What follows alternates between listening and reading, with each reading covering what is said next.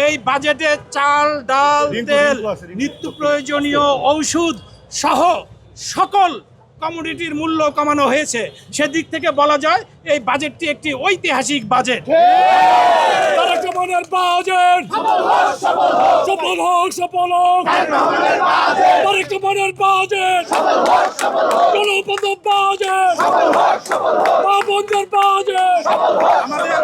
আমাদের মাননীয় প্রধানমন্ত্রী জনাব তারেক রহমান জনগণের কথা চিন্তা করে, সাধারণ মানুষের কথা চিন্তা করে যে নিত্য প্রয়োজনীয় জিনিসগুলো সেগুলোতে দাম কমিয়ে দিয়েছেন।